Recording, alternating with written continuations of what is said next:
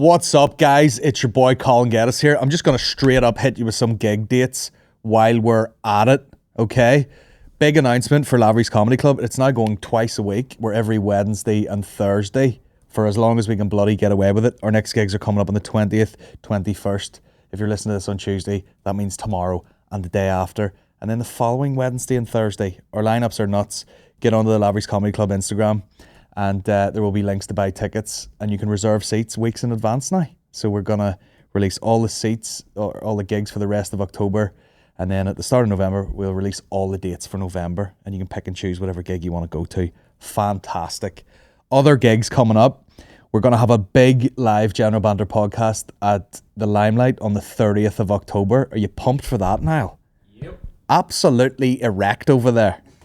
Erect and shiny. This isn't like a regular live podcast where I just chat to people. We're going to have some very, very special guests flown in by Christ. And we'll have some content planned for that, some videos, some clips, some old favourites, some classics. And it'll be a bit wild. There might be a dildo. There probably will. There definitely will be a dildo. And that's on the 30th of October. You can get those tickets anywhere, really, in a link in any of my bios or indeed beneath this podcast. So there you have it, guys. And of course, gigs in the SSE Arena have been moved to the 20th and 21st of December, which is probably a good thing in my book. We're going to have the Christmas buzz. There's a few tickets left for both shows. So get on it, guys, and we'll have a motherfucking party. ColinGeddis.com for merch. The new Dead On Mafia t-shirt. It's all there. It's all there, guys. Get on it. Manscaped. Jam out one for 20% off. This podcast, as usual, is sponsored by our OG sponsors, manscaped.com. They're hanging in there with us. I don't need to say too much about it. It's the world's leading device for shaving that nut bag. And it's coming up to Christmas. It's a fucking great gift for any male in your life, but especially someone who it's a bit more awkward to give the gift to, like your father-in-law. You know, get them the package. You got the Lawnmower 4.0 in there for shaving your nuts. You got the ball toner. You got the ball deodorant. You've got the plow to shave your face. You've got all of these products, and you get the hand that to say your father-in-law and wink at him and be like, enjoy the new year with that svelte pipe. Listeners to this podcast get 20% off if you use the code GenBant1. I forgot. GenBant1 gets you 20% off, which is quite substantial when you go for one of these packages. They also throw in a pair of boxers, which no one really talks about, but they are soft around your fucking pouch and taint. And that's what it says on the box when you buy them. And that's it, guys. Go for it. Go into Christmas just fucking totally covered in hair and covered up with a scarf on, but with just a smooth triangle of hair. Hairless sort of pant area. We can cut that ad like 30 seconds back. It's all good. Also, a proud sponsor of the General Banter Podcast is Beer 52, the original beer subscription service. If you listen to this podcast, you go on their website, beer52.com, use the code BANTER, and what that gets you, folks, is a free box of beer. You'll get 8 beers hand-selected by some expert who knows a lot more about it than I do or you do. And it'll be seasonal. They come from all over the globe. You get a free magazine. You get free snacks. And if you use the code BANTER, all you do is pay for delivery, and that first box comes out for free. And it's a lovely drinking experience. You get to sample new things. They're usually quite strong, so you end up a little bit fucking pissed. But it's a great way to drink. And it's a great gift if you want to get someone a subscription. I mean, you'd have to really like them to be paying for it every month. You know what I mean? But at least you can go around to the house and drink the beer. Use code BANTER, get the first box free, pay for delivery, and that's it. Cheers. Enjoy the podcast. Don't know what that does. Got a new thing. There is a picture of me with fucking hair somewhere. Trying to find it. It's from a school yearbook. See, if I had to go look at me back there, I had to go back to school. I lost mine at 19. Yeah, mine was pretty... when I got this done, I didn't know how to fucking do style hair. I walked out of the place and I thought, fuck, this is the dog's dick. And then I woke up the next morning and it was like fucking Don King. It was fucking going everywhere and all. It was all over the place. It was like one of the pomegranate fucking dogs. Pomegranate? There's a fucking Pomegranate. What is it? I can't even. A message, girl. Here's me. I don't know how to fucking do anything with this here. I just wore a hat. What up? Oh, Is that not annoying though now? You know, being like, are we rolling now? Yeah. Let's roll. Is it not annoying to have to fucking, you can't just jump up and pop out? You're like, fuck, I need to get this mouse in my hair. I know it's a change of life, like it definitely is, like. But when she first put it on before she cut it, it was like, oh yeah. Oh, we'll have to cut that into the fucking. Like back at the end. Oh my god! And I was just like, you're gonna have to send me that video. This is pure form. We see the wee like that looks like my mate Begley. Yeah. Why'd you not keep it that length? I know I wanted to, like, but like I was going from bald to that, like to Thor length, like hair, and I was that'd be fucking great for the that greasy photo shoots and all. Where you just got the wet hair coming down it. Yeah, I loved the minute she put it on. I was just like, holy shit, this looks really good. And then she was like, how short are we going? I was like, hold on a minute. And I FaceTimed the wee sister and all, and like FaceTimed John and all. I was like, what would we just keep it like this here? And they're like, you can't go Christopher being slap head bald, like overnight walking in with Thor hair. Like, it's like, that's too big a change. Like, but I would 100%. You can't be top knot. We top knot, no. That's unreal. But no. So what? So like.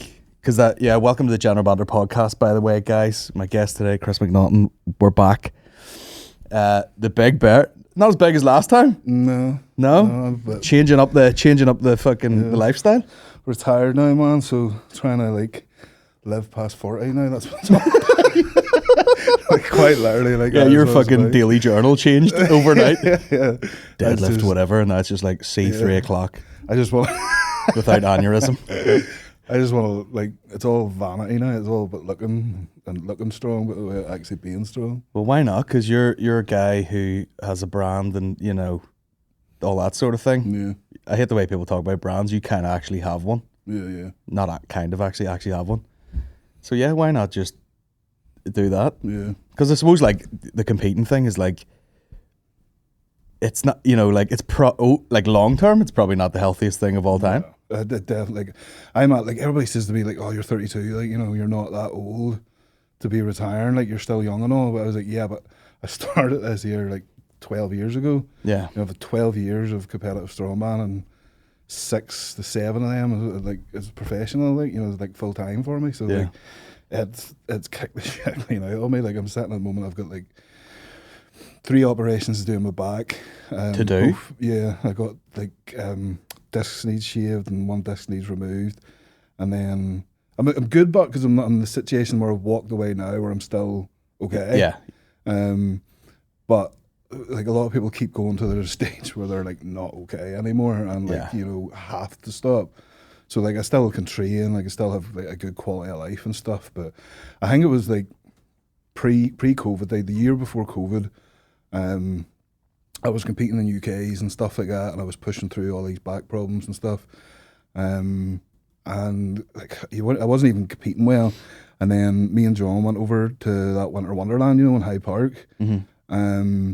And like, bear in mind, I was marrying him and all the next year, and every 10 minutes I was looking for a seat to sit down, because I knew I would need to sit for 30 seconds to get up because of my back. Yeah.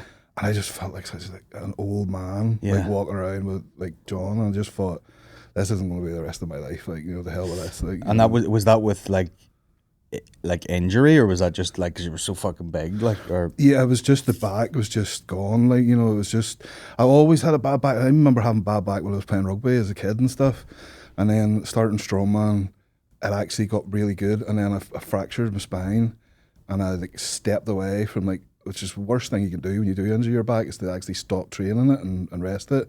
You're better to keep the muscle mass there, keep the strength there the best you can. Do you hear that, kids? Work through it. Fucking bear down, crank on through it, and keep going. But I ended up losing all this mass in the bottom of my back, and then I put more pressure on my back, and then there's just discs going left, right, and centre. But I did that charity thing there at the weekend and came back to train for it, and 5 days before, I was like washing the car, and I swear to God, it's like a sniper. Yeah. Like took me out, and it was just like, I was like, ah! I just fully lay on the ground with soap sud, like lying on my driveway on the ground, and soap scared to move, just like, don't move, it's gonna hurt. I lay there for 10 minutes. Neighbours didn't give a shit, and then got up, and it wasn't too bad. Hey, Chris, just get in their car, thunk. It's literally walking their dog over the top of me as they walk by. But yeah, it doesn't, like, I enjoyed doing that show at the weekend, you know, because it was for. What was the show? Was it like a? It was a log lift show down at Inspire. It was for we're doing a lot of fundraising this year for the cancer fund, the cancer fund for children. We're hoping to get 10 grand by the end of the year. So did a log lift the weekend past there. It was just like an exhibition show, and it got us just short of another 1,500, and then we're going to do a deadlift one before Christmas. Me and Big Jordy from the gym, we done that sleeve donor climb there about, was it 2 months ago? I seen that you two were doing that, and I was like, good fucking luck. It just wasn't. I know a lot of people do that for fun, but no. Like Niall lives at the foot of the Mourns there, a wee mountain goat. Yeah.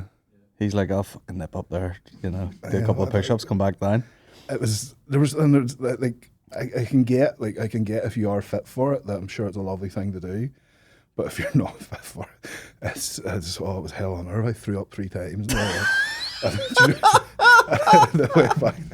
way back down, I'm not sure if I cried on the way up. I definitely cried on the way back down, and it was just like, people walking by you. Everybody lies to you on it as well. You see, every fucker that went up on the way up, like everybody lies. The amount of times that people, you're nearly there, you're halfway now. This is Ballymena. And then it's like 3 hours later, you get to the top, and it's like, what are they, like, the whole way up, that's all we heard. You're nearly there, you're doing that's all long distance endurance things, isn't it? Lying to yourself. 3 more hours to go and you're nearly there. Where did you get that from? Yeah. No, I heard many myths about that. It was like, once you get to the saddle bit, it's all good. And you're like, but that's fucking takes ages. And then the last bit is, it's kind of like shorter compared to the rest of it, but it's like that. Yeah. And you're taking like one step and then like, and taking another one. We end up getting to that. So, now, bear in mind, when we did it, you literally couldn't see that your hand in front of your face was that much mist. Yeah. And then the next thing, we got to the top, and this gorgeous black lab came up to me. And then I was like, right, I stood up and was like, right, keep going, let's get to the top of this here. And then the dog starts following me. And I turn around and I was like, this dog's following me. And somebody left their dog on top of Sleeve Donard. They forgot to take the dog with them. So I was like, blowing out my arse, and then I had a regular bloody dog in the middle of it. So we got peanuts in it and managed to get the dog to come over to us and like get like its collar and tie a bit of rope on it. So then we was like, well, we had to finish this. We had to get to the top and take a photo. So we were going to take the dog up to the very top.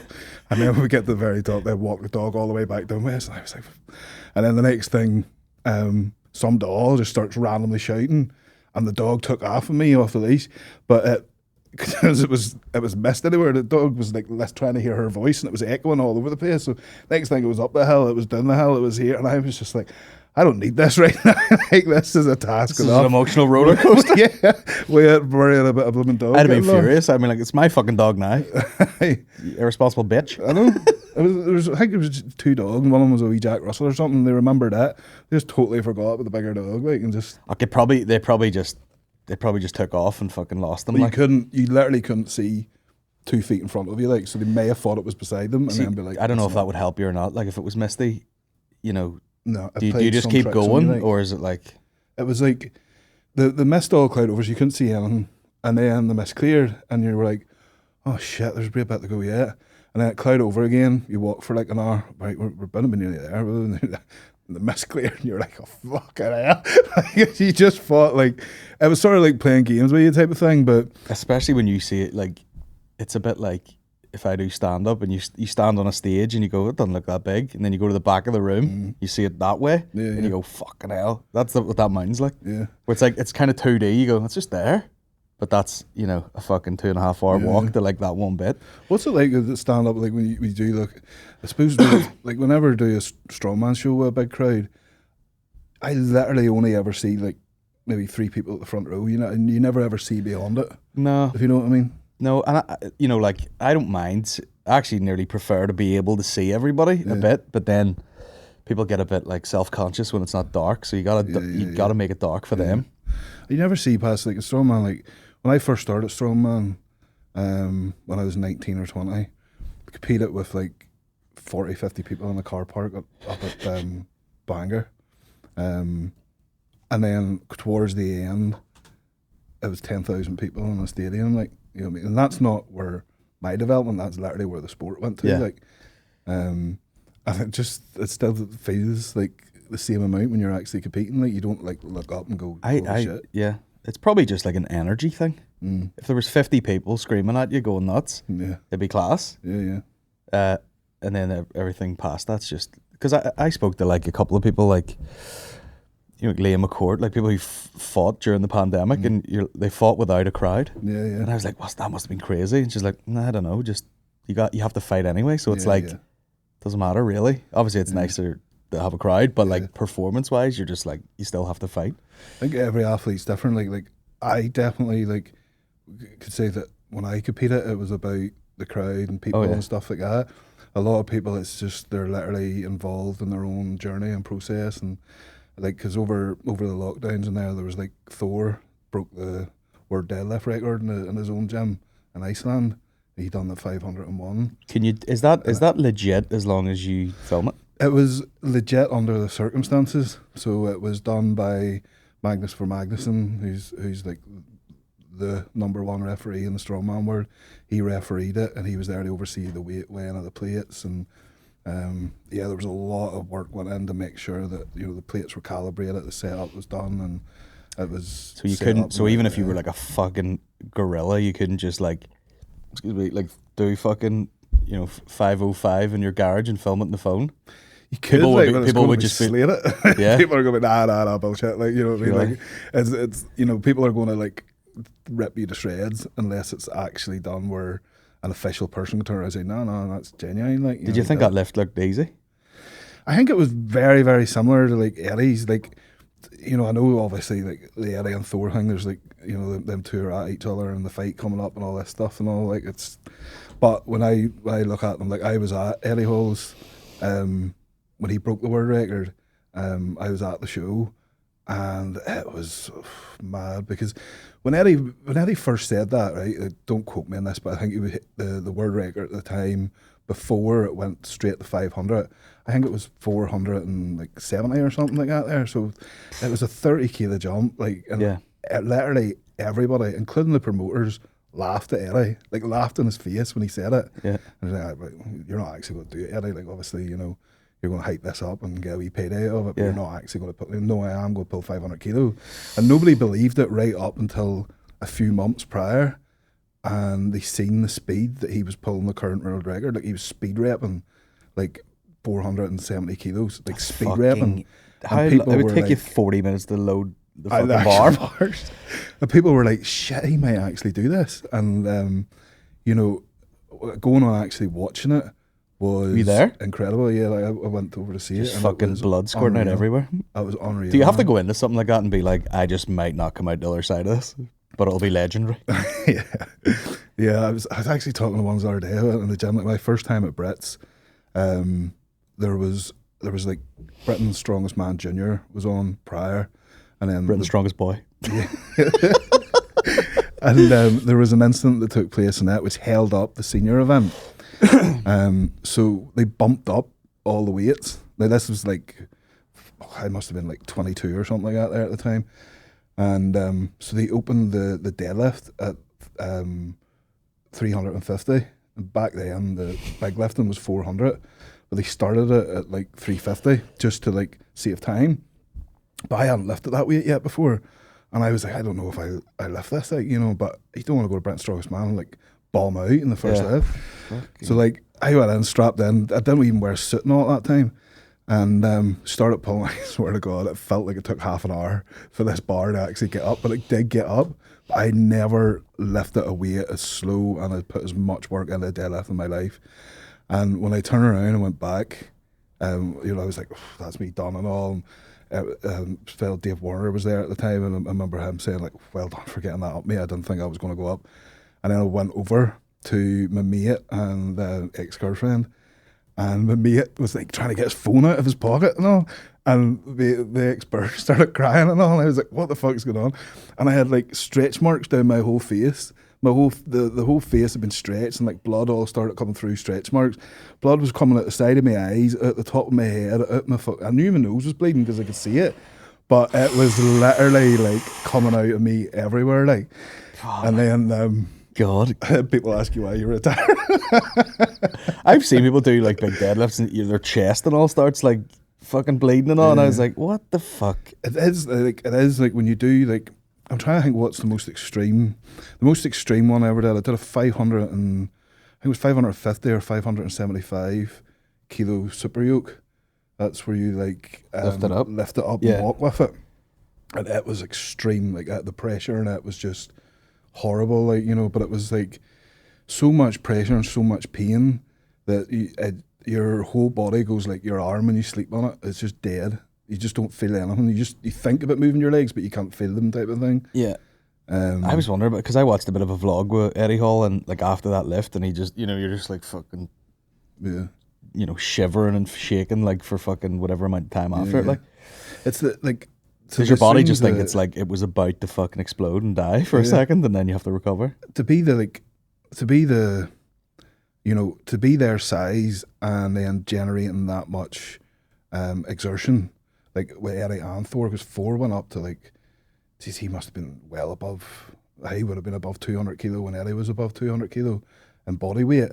So to move that weight, you know, in any type of vigorous way, takes it out of you. Never mind to do an extreme world feat like that there, like, you know. So like, getting up the stairs for them boys. Yeah, like there was no acting on Eddie's part after it. Like his body was just literally, and you can like sometimes getting hyped up for this, like the show and stuff, like when your body, your adrenaline, like you're going to do a lift and stuff, and your adrenaline's going up and all, you do get like pure blackout dizzy sometimes and stuff, like, you know, where you're all like, okay, you need to calm down before you pass out, type of thing. It's just a big body trying to get used to it, type of thing, you know? Some of the worst videos on the internet are people just dropping a barbell and then standing up and going like, and I see one and you're like, who leaves a fucking mirror behind, like at an angle behind where you're doing deadlifts, you fucking idiot. The worst ever happened to me, but I think I got changed. When I first started, I went to the local leisure centre and started training weights when I was about 19. And remember the old Canterbury bottoms? Mm-hmm. Squatting with Canterbury bottoms on, went down in, and they totally ripped from front to back, exploded. Because it shocked me that much, it just squished me down with a bar, and I got pure stuck like this with my arse hanging out the back. And people had to come over and lift the bar off and all, like, you know. I was like, all right, change the gym membership now, like, not coming back here again. Did it literally just, it just you probably thought bang. You like assassinated? It was like your arse just exploded. It just went bang. And like scared the shit out of me, so it was just like, and the whole weight came down on top of me as well. I fucking, have you ever shot lifting? Have you ever just shot yourself? A couple of times. A couple of times? Full log or just a bit of a squat? No. It feels like a full log. It happened to me a competition once before. And all I could picture was just that big shart in your arse, you know, the crowd's going to see this and all. And I was just like, oh, fuck, geez, you know, trying to slide off here, you know, you got the athlete area and you're just shoving towards a portal. And then you go out the portal and it's like, oh, that was nothing, like, you know what I mean? But it felt like felt like a disaster. Just dropped clean into your pants, like, you know. Yeah, right enough, because just shitting at all when you're not on the toilet's probably very alien feeling. You're like, oh, I've absolutely filled my trunks here, and then you're like, it's all good. The worst thing, like, it always happens to me too. I think it's like you know when you get nervous and you're like, I need a piss, and then you go for a piss and it's like a wee grandpa squirt. Yeah. Well, it always the last event. That's the name of the podcast. Clip it. Grandpa squirt. the last event of every Strongman show is the Stones. Yeah. And because it's the last event, you're always nervous about the last event because that's where your placing's going to come up, and you always get your tacky on, and you're waiting, and then you're like, I need a piss, and your hands are covered. The tacky's that. Yeah, like the really sticky shit, and you're just like, okay, who am I closest to around here to do this for me? Type of thing. It's 3 times I've had to have somebody hold it for me while I go to the toilet. Like, when I've covered, just stand like this here, covered in tacky. 3 times. Yeah. Twice is, 3 times sounds like a bit of a pattern emerging. Tacky on. Right, guys, who's going You're not even competing. You're fucking judged today. Sit down. Hold it anyway. Hold it, I'll give you that rep. Oh, that is fucking nuts. You see a lot of videos, girls just like at the end of a squat and just pissing everywhere. Like that must be annoying if you're a girl. I know. Must be a lot easier to just. Yeah, it is one of them things. Like, it happens. Like, your girl Dana Bailey. She put up a video. Fair play to her for doing it, because it happened to her in training. They recorded it. She could have cut it out, and she was like, "No, actually, I'm going to put this up and just say to the woman, look, this happened. It's not a big deal, and it's not a big deal either. Like, it's just one of them things that happens. Like, guys run around, sweat and fart and get on and all the rest of it. Like, why can't you fucking drop a full piss in the middle of a?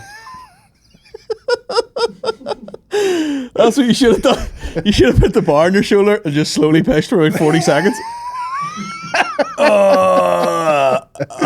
And then be like, sorry, pressure.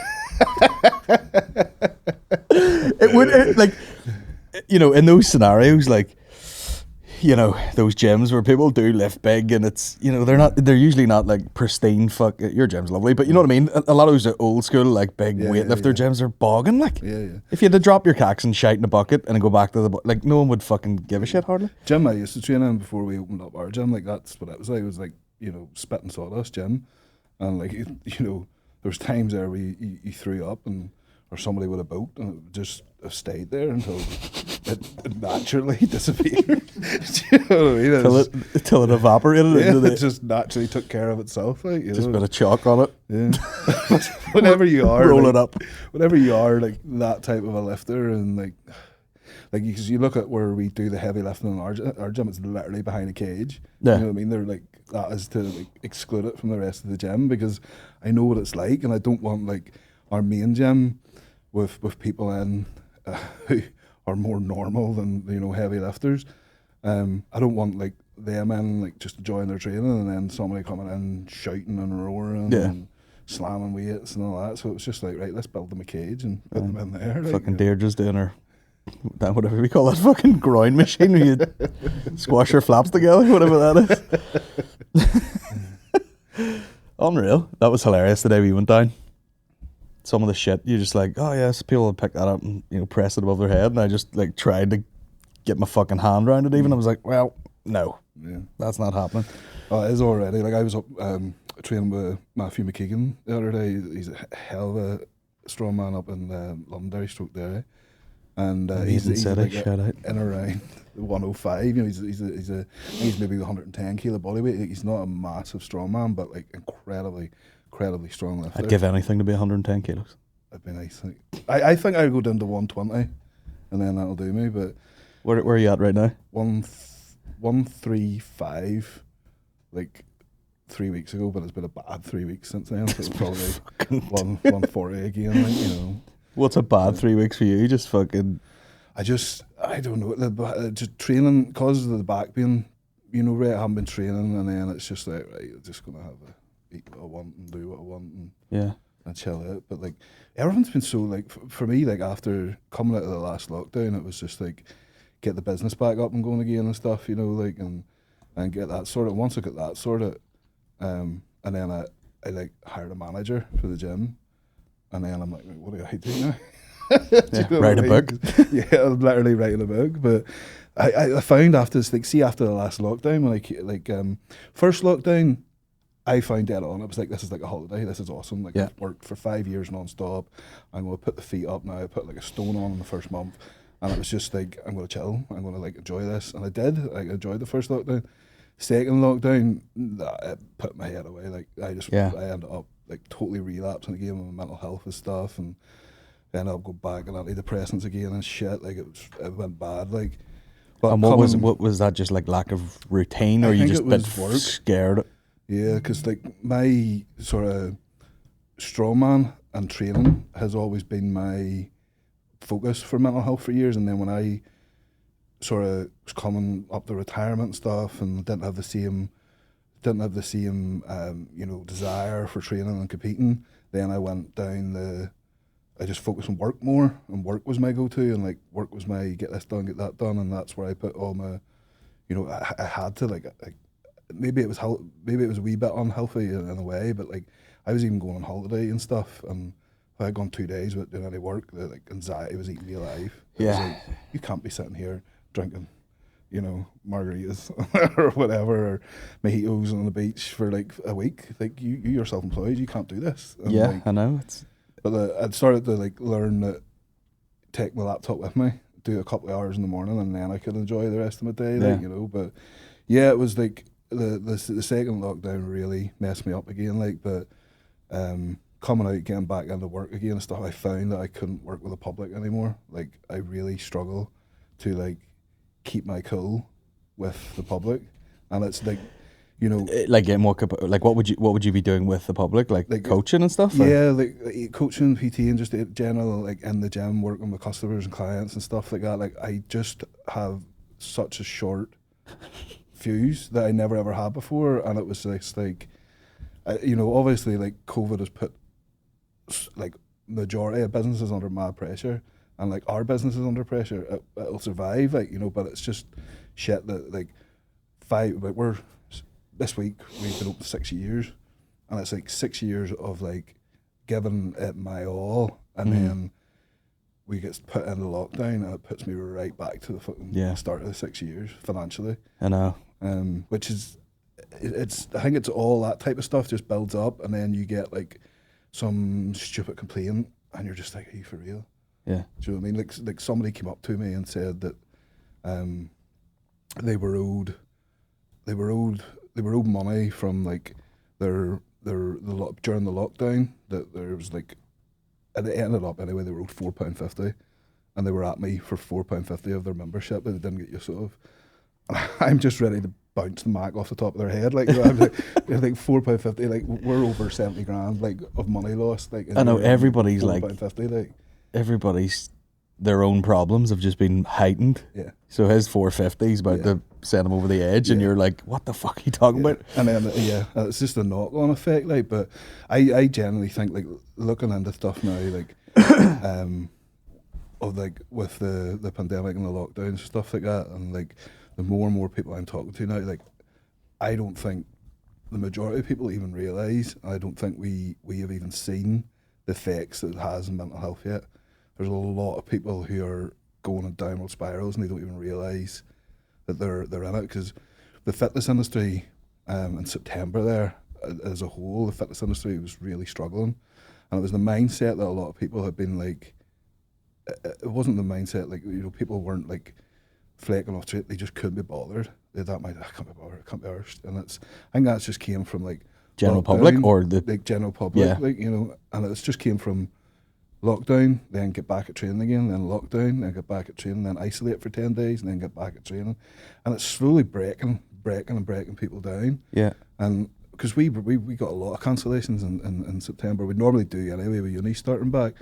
But I said to the managers, you need to start asking people, just ask people what's going on, like why are they cancelling? And everybody said the same thing. It was just, I just can't be bothered at the moment, there's too much on. Now we notice it's going back already, like it's going back up again, but it's scary that people who have been die-hard trainers for 4 or 5 years, and you're asking them, what's the crack? I haven't seen you in a while. I just can't be bothered. I just can't be arsed. We've got too much going on and stuff. And that's scary, because I know that's their tool, that's their support. I know. Like, I know, yeah, you've seen people go like two directions, like during those lockdowns, where it was like they used it as an opportunity to fucking, like, I know people like got super fit during lockdown stuff, lost loads of weight, really like improved themselves, and then other people were like, sure, I'll just enjoy this time doing fuck all while I can, and then people, which is the worst type, get used to it, get really used to just like, but I'm not allowed to fucking do anything, so I'll just sit here and kind of do nothing. Yeah. And I was like, for some reason, like I got busier during the lockdown, right?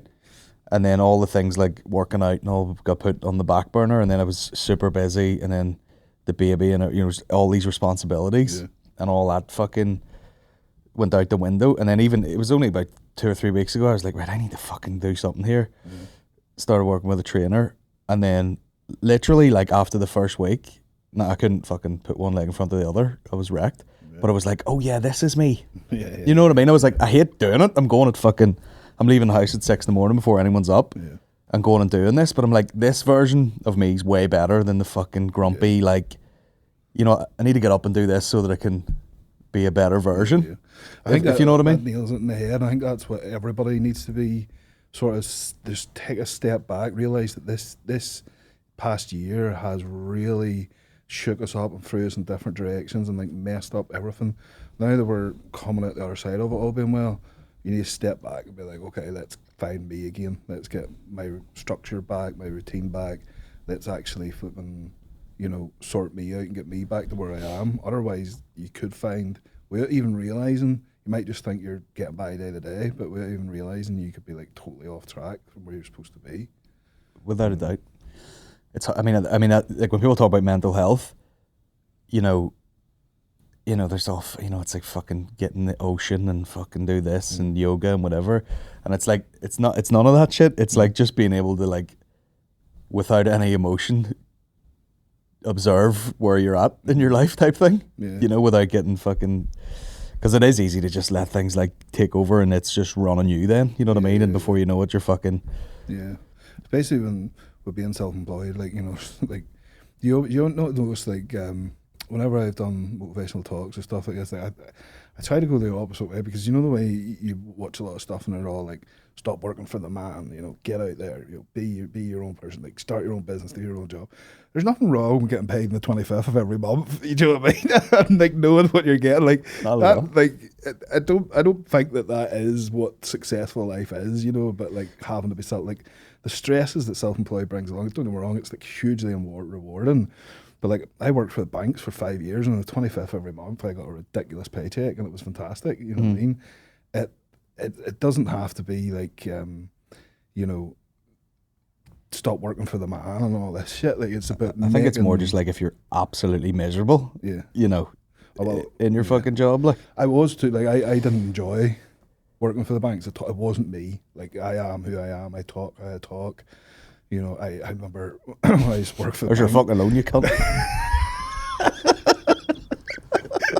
I actually got twice. Bursting out of shirts.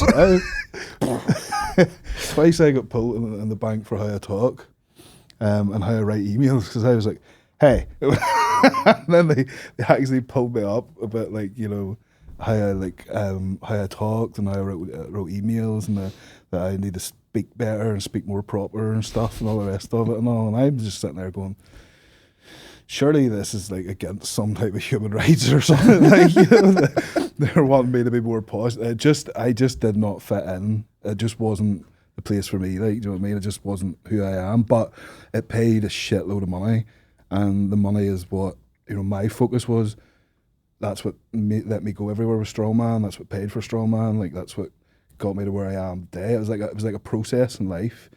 Well, as long as it's paying off, I think that's the thing. It's like, I think if you're working super hard and hated it and we're getting paid fuck all, it'd be even worse. Like, but you're a fucking. I mean, what's your you're a gym owner now, but you're fucking writing books and like fucking. Is the OnlyFans still pumping? OnlyFans still going on. Is that I probably, like, knowing you at all, I'm probably like, that's a pure business move, that. It's like, there's money on the table here, along with my balls and cock. How deep do you go on the OnlyFans? Just a bit of nip? Suggestive. No, it's suggestive. Like you do get like... Suggestive? I'm suggesting that my cock is on this wet fucking pair of pants. No, I thought about it for a while, like, and it was just like, I got the stage, like, as Mama Roo says, like, and it is such an amazing line.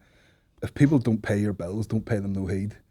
Do you know what I mean? Like, anybody, like, you get a lot of hate. Like, I was actually talking to my dad the other day, and I was just like, unless you work 9 to 5 and come home and sit in a rocking chair in the corner of your room, you're going to get hate in life. Unless you do the only way you don't get hate in life is you do nothing with your life. Like the minute I started Strongman, hate came. The minute I opened the gym, more hate came. When me and John went on the MTV, shitload of hate came from that. When I came out as gay, a lot of hate for that. When I became famous for coming out as gay, a lot of hate from that. Like, it's just, unless you sit back and do nothing with your life and just don't threaten anybody, you're going to get hate. But I do look at it along the lines of, like, you know, I started up OnlyFans sort of during the lockdown, and it helped a bit. But now that business is back going and stuff like that, I literally use all my OnlyFans money, and it goes to all my family. Like, I'll go and get my wee sister, whatever, OnlyFans. I get my wee sister anything she needs. I get my mum and dad anything they need. I get John anything he needs. And I just thought, I did think about shutting it down, or I sort of had stopped it for a while. And then I was like, nah, the hell with this here, because I'm actually able to take this money and go and get, like, people, my family and people I love and closest to me. I'm able to go get them things that I can't get them otherwise, like, you know what I mean? So I just thought, nah, stop. And it is like, it's a constant process with me in life, where I think of an idea and then you're like, oh, there's going to be a lot of that. It's like, nah, stop thinking that way. Because if you think that way, you know, if I thought that way, if I worried about what people think, I'd still be in the bank. Do you know what I mean? No, I'd tell you that. I'd still be trimming grass and getting covered in dog shit every day. That's where I started off. Yeah. And that would still be my life if I sat back and worried what people think, like, you know. But yeah, it's suggestive. Yeah. So there's I mean, it's like, not, like, I would say the value on full frontal now, it has to be close to 15 grand. So it's been tempting, like, but the value on full frontal. Yeah. What do you mean? Like, if I was to go full frontal now, like, I could get 15 grand in a week. In a week? Yeah. Like, my OnlyFans is suggestive. Get that camera out now. Let's do it together. That's 30 grand.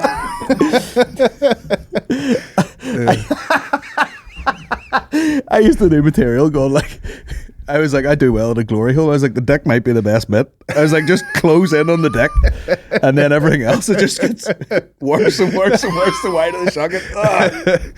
It's like that what does he call that thing? Negative attraction. Just shut the door off there. Still going up any further. Good set of calves, good pair of thighs. It goes up and shows like their head, and mine just stays there. And they're like, "What's going on?" You're like, "Nah, we'll keep the tits locked in." The door like that. That's fine. You come off your feet.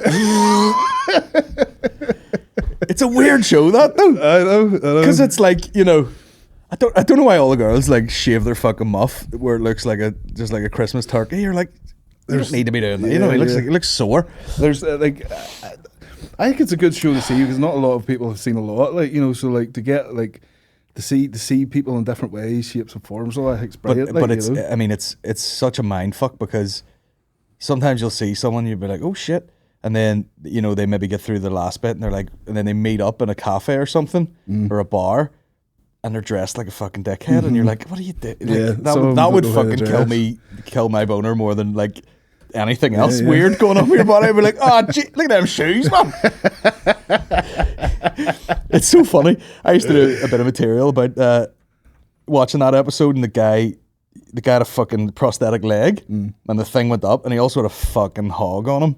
And it went up and up and up, and then the girl picked him at the end, and you know the presenter pointed out, like, so what do you think of the prosthetic leg? And she was like, oh shit, like she didn't even register with her because this guy was just had a fucking pipe hanging out of him. And then turns out fucking Tim Gallagher from Dirt Civil, shout out, went to uni with that guy.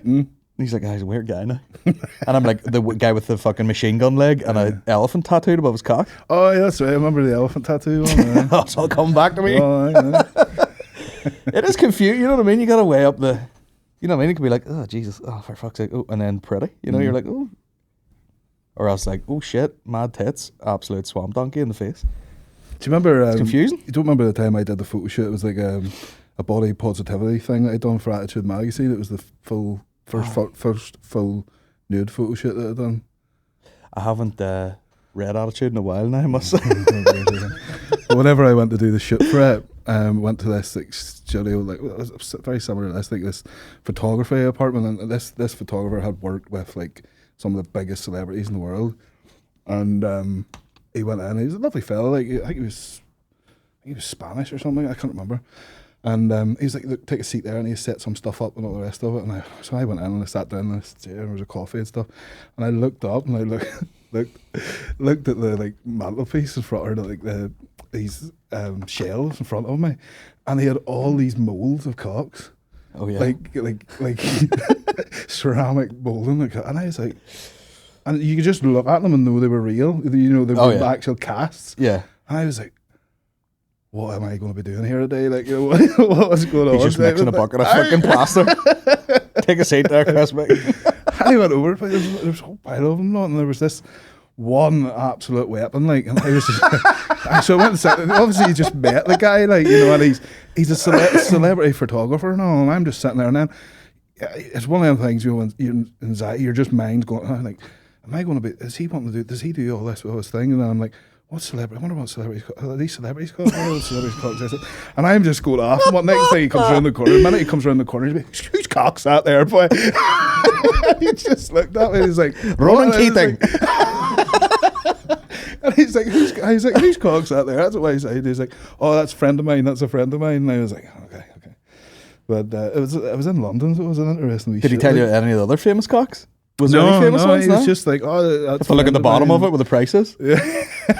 It was one of them ones you don't want to ask too many questions in case he turned around and was like, do you want to? And I was like, oh, fuck, no.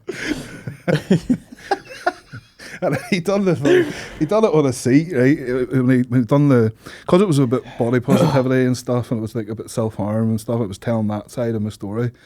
Back to serious stuff for the cocks there. It goes from like here to here to here. And I was like, that's why I agreed to do like the full nude with them, like, you know, because it was just fitting for that piece, like, you know. And pardon the pun. He turned around, so it was like a seat thing I was sitting on like this, and then he was like, I want you to lean forward like this here, you know, and just turned and looked at me like this, and I was just sitting like this here, and I was like, I don't like this. And he was like, why? And I was like, this is how I take a shit. That doesn't seem right. Staring to the side. I was like, let me see a photo. And he showed me a photo, and I was like, nah, somebody will Photoshop a toilet under that there. I was like, the hell, let's change it up, do something different. I thought you were saying you showed him a photo of you shitting. That's see. That's see him. But now you gotta go fucking the power stance.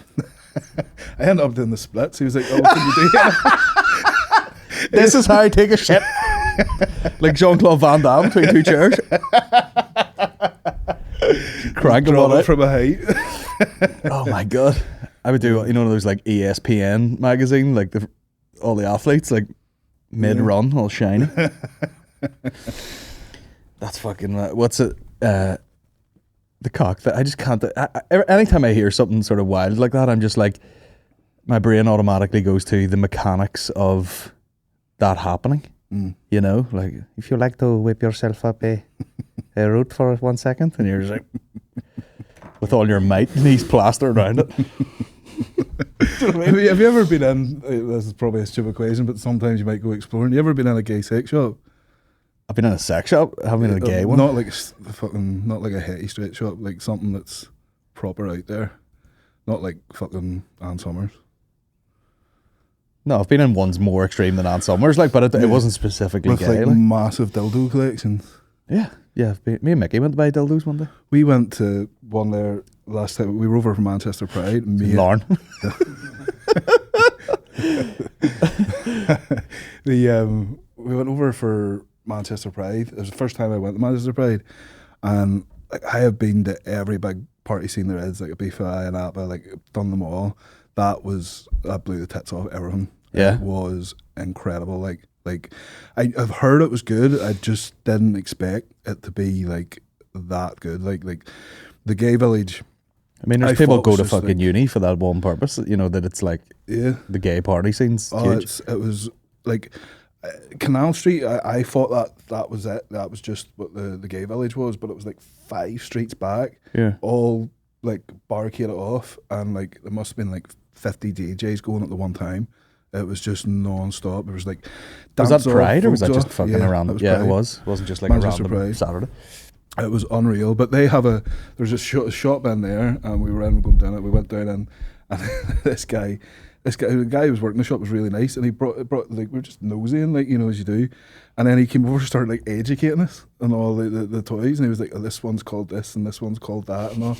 And what is it? It's not was it there was one called Prince Charming, right? And it was like this.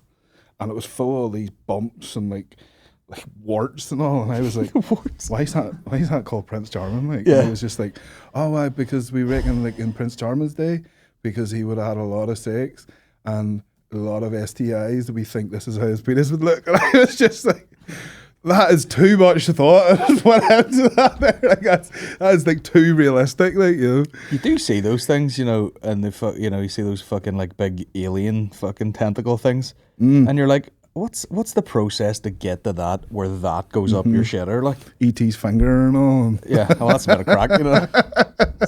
Blows up at the end.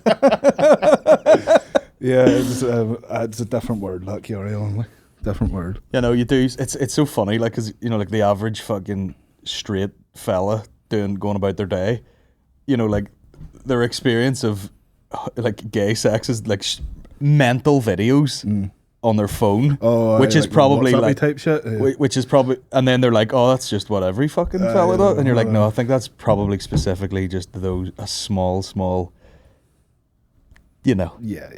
But it's the same. There's not dudes like rubbing their prolapses together, you know, in the limelight. It's the same with, for example, with hetty stuff and gay stuff. Like, hetty. You know, it's there's extremes everywhere. Like, you know, hetty Geddis.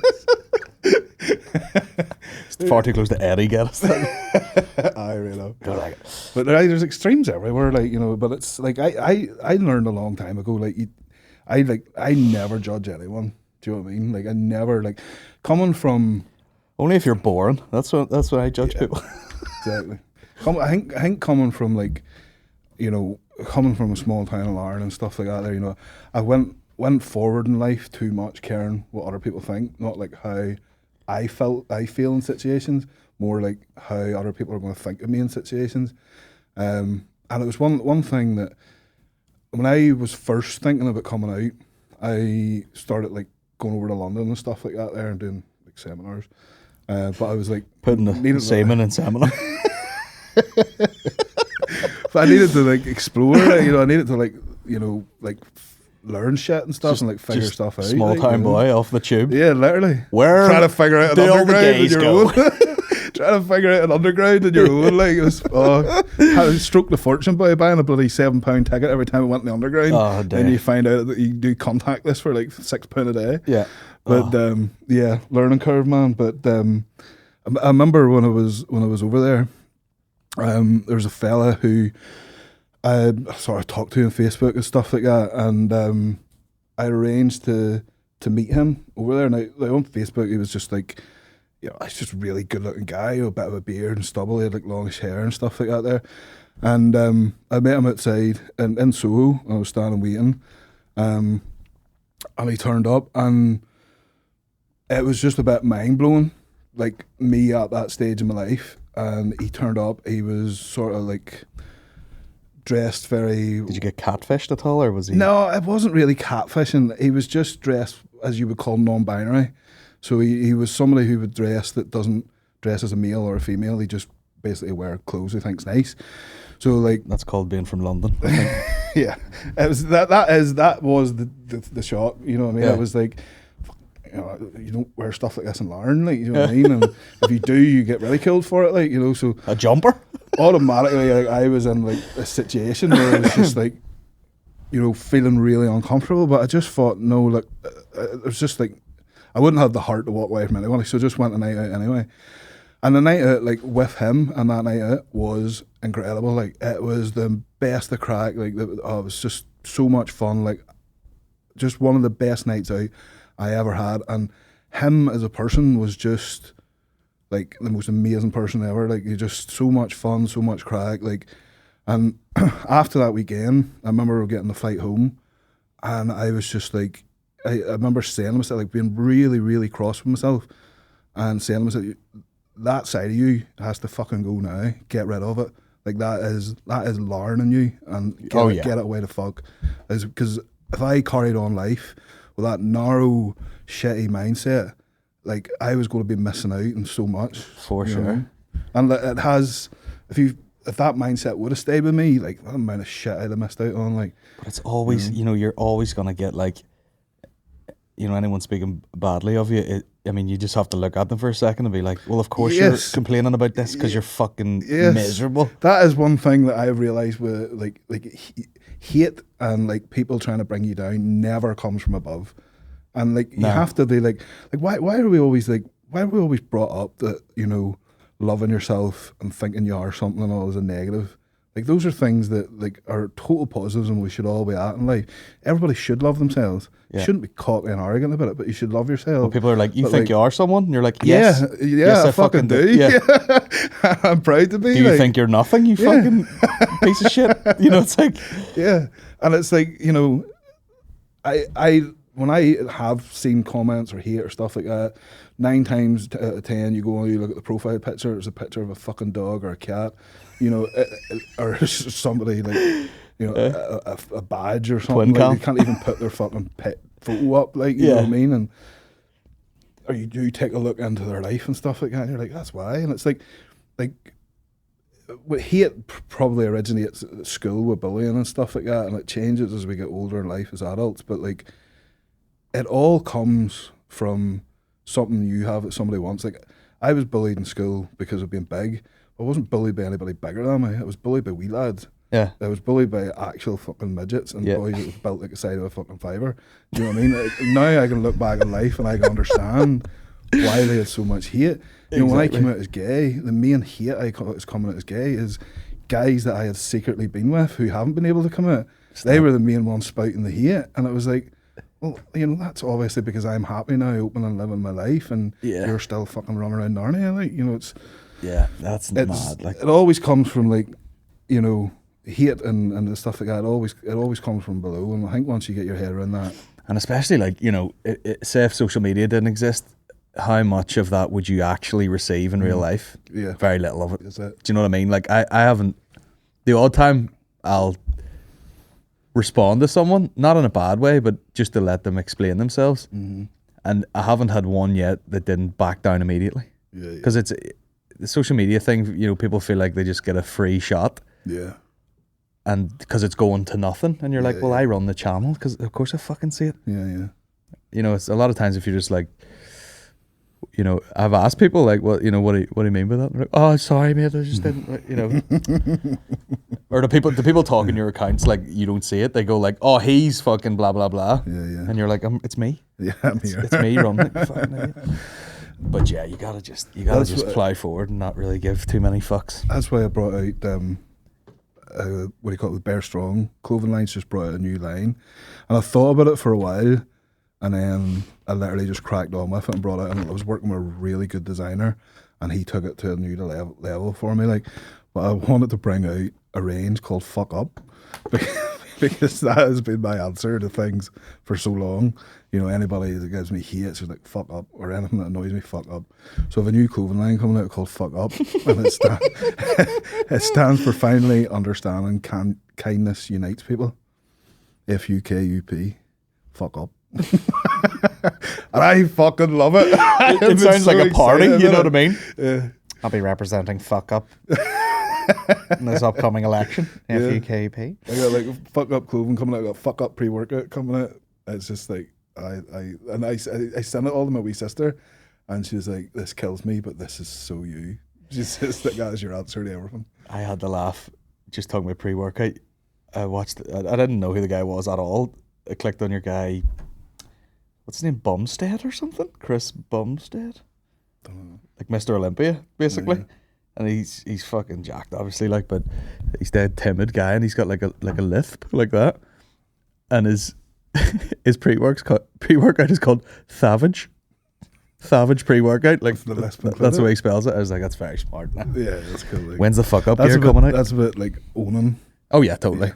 It's on pre-sale at the moment. The pre-workout's probably going to take me a wee while to get it out. I'll probably get it out the next month. Who do you work with that? Like, where do you fucking start with that? what I learned is, like, with supplements, like, I brought out the Bare Wrong supplement range, and majority of supplements are all from the same place. They're made in the same factory. They just get different labels stuck on it as it goes out. Oh, shit. Same with car parts and all the rest of it. Like, you Yeah. know, it's just different badges, or you're checking, like, Marks and Spencer, Sainsbury's, Tesco chicken all comes from McCain's and Ballymena. Yeah. Just gets a different label stuck out. It all comes from different live prices. chickens. Yeah, all comes from the same place. Because if you ever go up into the wee shop there, up at the factory, you get all the knockdown stuff, like, you know, and it's just like All the Sainsbury's odd-shaped stickers, like Marks's stickers, like it's all different stickers on it, like, but it's all, you know, coming out of the same bloody place, like, you know. Yeah. But yeah, so I brought out Bear Strong Sups a year ago. But I just stick on the pre-workouts now because that's what sort of people are most interested in, like, you know. Pre-workouts. Your proteins and stuff like that, it's too competitive, too big a market, like, you know, like, Yeah. when you have bigger companies there that are buying thousands and thousands and thousands of stuff and getting it so much cheaper, whereas I'm maybe getting 50 tubs in at a time to sell, like, you can't be competitive, like, you know. I only recently discovered, what was it, beef isolate? Amazing. You know, it's not like milky, it's like fucking juice, basically. Yeah. Did you get that from NI Subs? I did, aye. Yeah, the NXT one. Aye. Yeah, it's awesome. Like, it's a game changer. Like, you Yeah. just drink it all day. And then if, you know, you just pour it into a fucking bottle of water you have and shake it up and, you know, leave it in your car for 2 weeks and it smells like someone bugged in the back.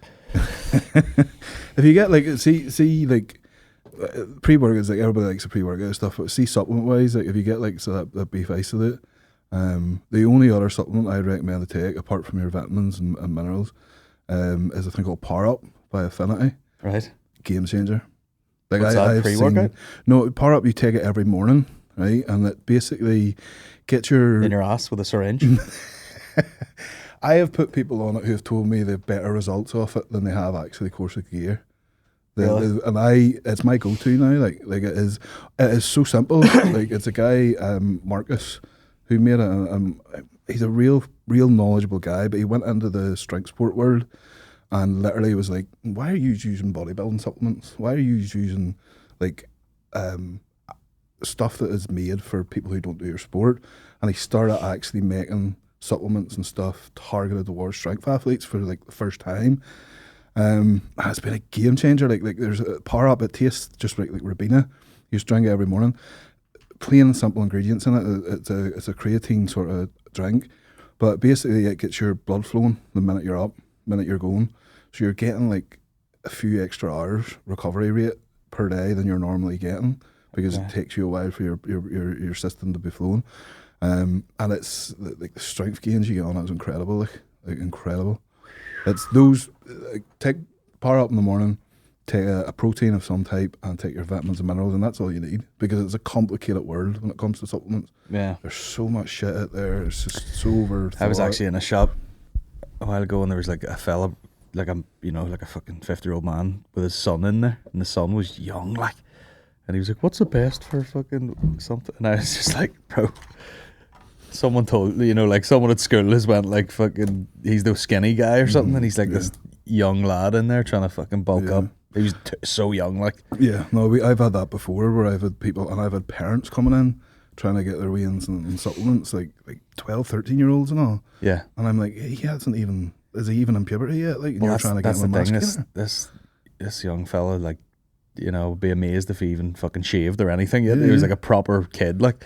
But I would be going in there going, what's the opposite of that? You know, what's going to strip away years of pizza? You know what I mean? What's going on here? No, I wouldn't recommend subs to anybody from, you know, 19 onwards. Like, you know, below that, it's just... That's the other thing. Sometimes, like, people develop late.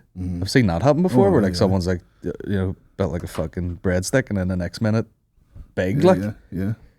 It's... The majority of it all, like, at that age, like, you know, it comes, like, you don't need to complicate shit until, like, you're at least 23 to 25, because when you're a teenager and you're in your young 20s, your hormones through the roof, you know, your body's still figuring stuff out. All you really, if you want to get bigger, all you really need to do is get a good, decent training program, talk to somebody who knows what they're at, and just eat. Just, like, get the food in you and it'll happen. Like, be consistent with it. Don't be like, go bounce down to the gym for 3 or 4 weeks until your tub of pre-workout run's done, and then you don't go back down for another 3 weeks, and then you do another 3 or 4 weeks, and then why am I not getting bigger here and all, like, you know, and then, you know. Nah. People are always obsessed with getting bigger too, like. I've seen a few people like actually go from sort of standard build to quite muscular, and they've got the habit of eating like a fucking maniac, and then they kind of lay off the training for a bit, and then you're like, oh, there's a fucking fat cunt like me now. Congrats. I notice now the minute I stop training, man, I don't know if it's like getting older or what the hell's going on, like, but the minute I take the foot off the pedal, it only takes 2 weeks, and I just turn into a mess. And I'm like, I used to hold this for so much longer than this. Yeah. And it's just like, miss one session, it's the saggy ditty, and it's like, for fuck's sake. A third saggy tip. Where'd it come from? I know. Right, we'll fucking we'll wrap her up on some questions, will we? We did get a few in there. That's concerning. Specifically for yourself. Do you still live in Larne? Why all the hate? Seems like a decent spot. It is a punchline, like, for some reason.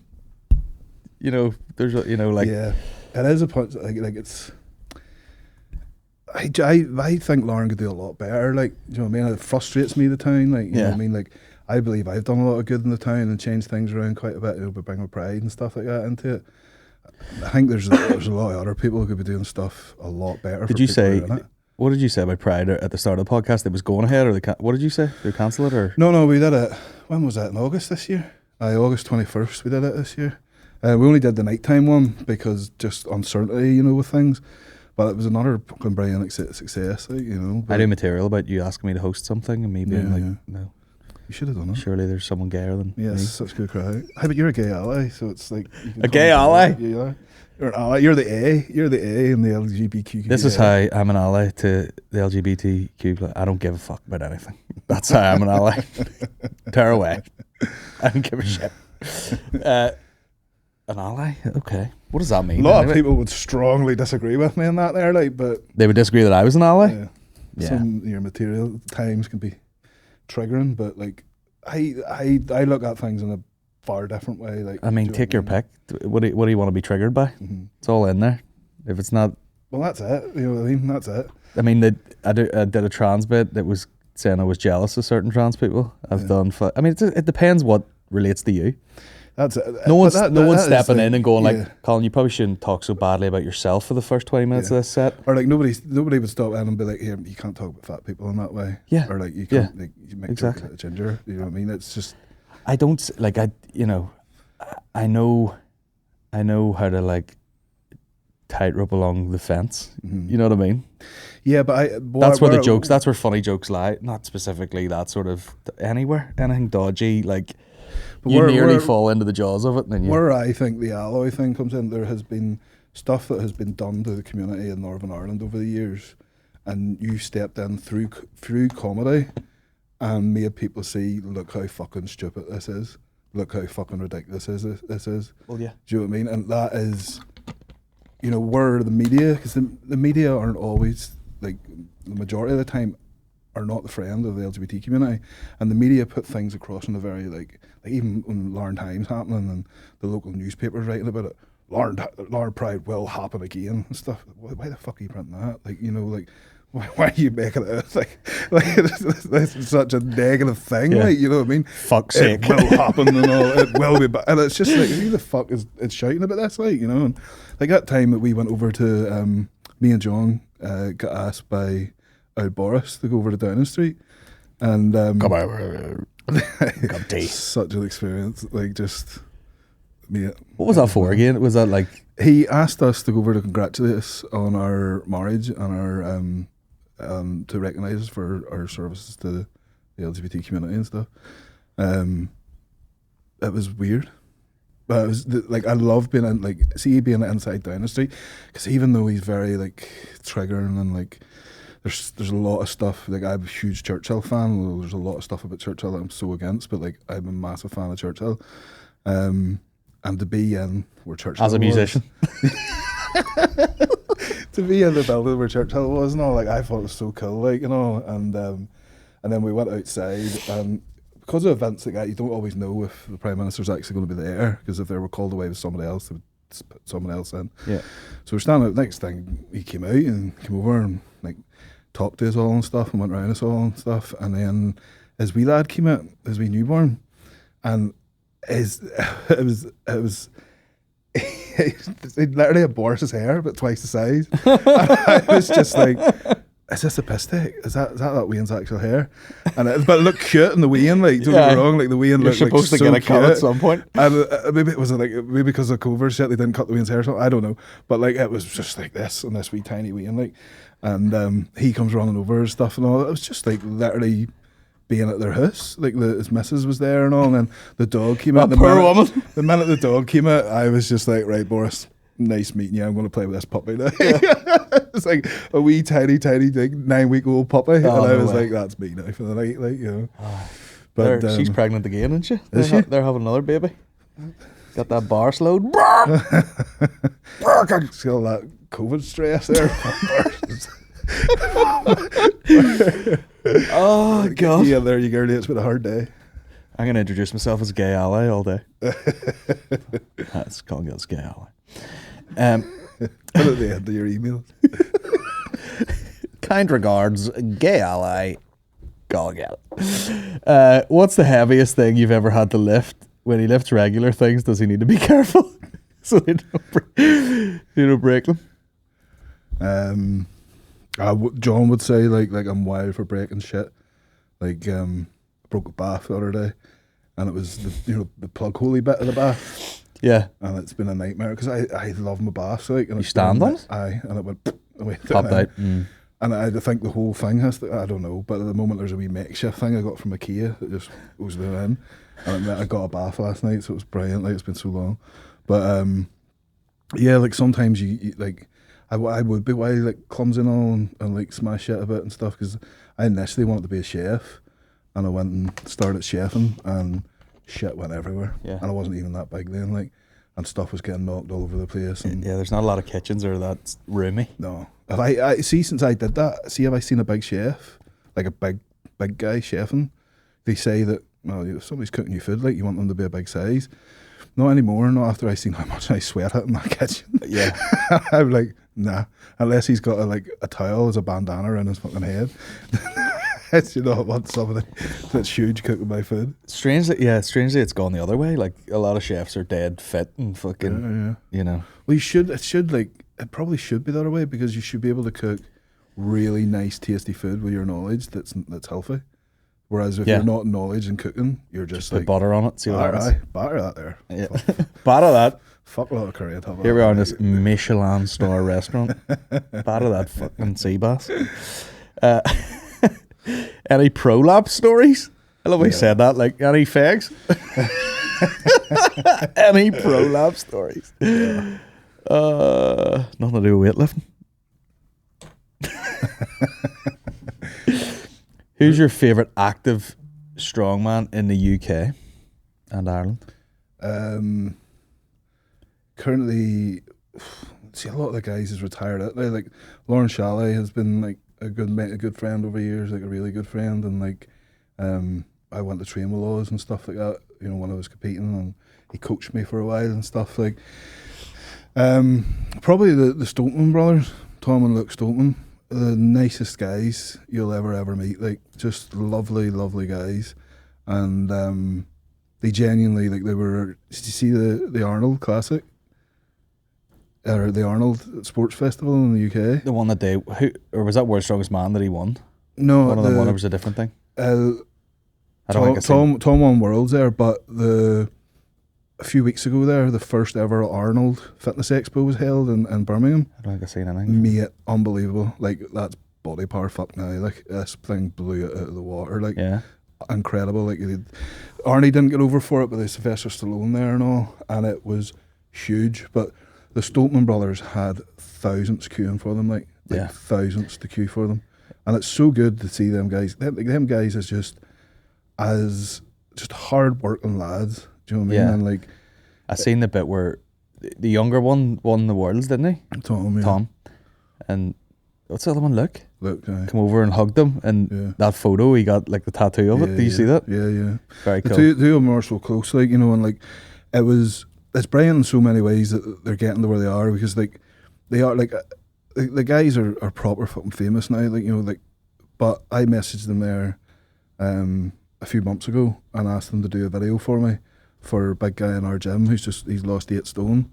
Is actually one of our coaches, Jordan Glover, and he's just dropped 8 stone since lockdown. Jesus, and they sent him they took time out to record a video, like, and send it over and stuff. And, like, you know, a lot of guys in any sport, they start off dead on, and then when they start to get somewhere, they lose that. But the guys tell me there I wasn't at the expo now, but I'll definitely be going next year, like.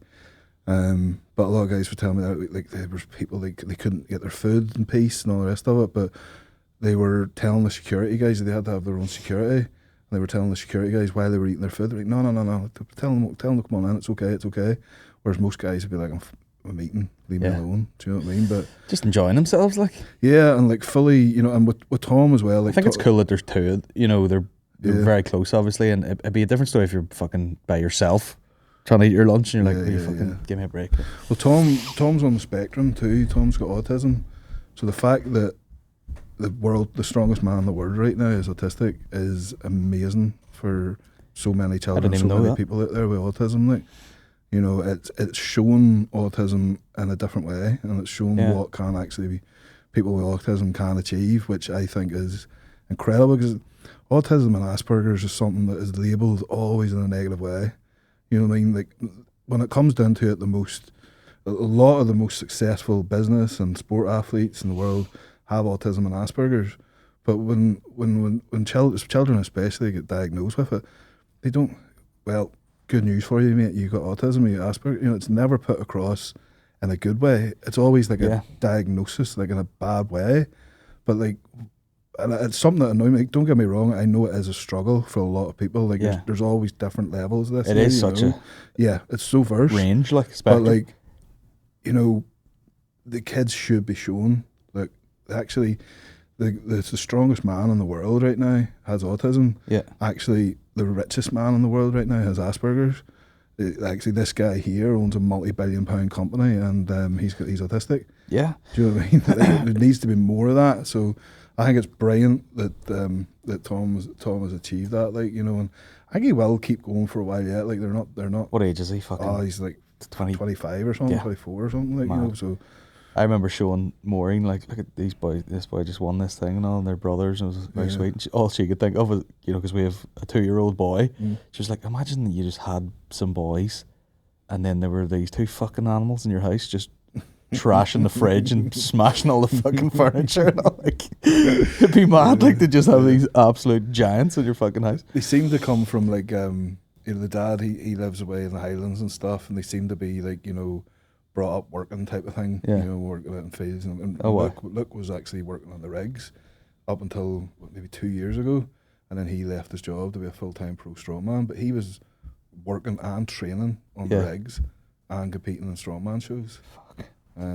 So it's just 2 people you're really, really glad to see doing amazingly well. Like, do you know what I mean? Just people, you know, deserve it. And you know, there's very few people in strongman I could say that I don't like. You know what I mean? Like, there's only maybe 2 or 3 people that come to mind. Like, because strongman is a very humbling sport and a very tight community. Like, you know. Totally. I think it's like anything where like a meritocracy type thing. It's like there's no one fluked their way to whatever league you're in or whatever competition you're in. You're like, you're not be standing there with like 11 people and the 12th guy, you're like, sure, he's only here because his fucking dad runs the, you know. No, that shit. You have to actually. That is, it's one of the best things about the sport. Like, you know, like, if you're the strongest man in the day, you win. And if somebody beats you, you respect them as to how they managed to beat you. Yeah. Do you know what I mean? You're like, fuck, well, I know how hard it was. As the blood's cascading out of your fucking eyeballs. I would love to see a photo of that fucking. I know. The stretch marks on the face, like. Jesus Christ. Declan Flynn, Chris. Oh, sorry, that was the last question. Pardon me? This guy has just sent. Have you heard William Shatner's reaction to being in space? Sounds like having a whale. Hold on, right, I'm gonna have to. See, this is where the podcast questions go mad, because people just saying this fucking. I mean, there is a link to something on eFuck there, and I'll click on it for curiosity, you know? This is William Shatner in space, apparently. Any volume?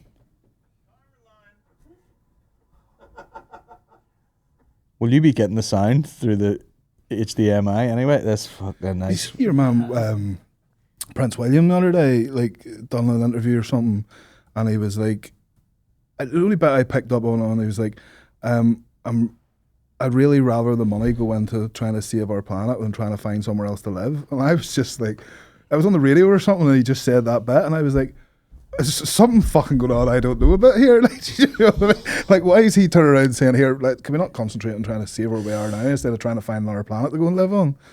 Yeah, it's because all the fucking, Just all think the it was billionaire a pure playboys. casual thing, like, you know, that he was just popping it there. I know, but then you listen to Joe Rogan and stuff and he's like, talking to Elon Musk and he's like, maybe, you know, humans' job on Earth is to just fucking destroy it and move somewhere else. You're like, all right, lay off the fucking DMT, you mad cunt.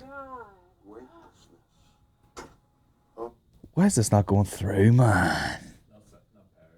It's not paired. It's half-hour shithole. Anyway, this is William Shatner, jizzing in his pants. No description can equal this weightlessness. Oh. I'd fucking Did she just say this is his nuts? Because the gravity's taking them off it. So is this Bezos's fucking space rocket here? I think it is, yeah. Big Jeff. You know, just taking people into space. Would you do that? Yeah, I bought myself a VR the other day and I was getting motion sickness in the VR. Never mind.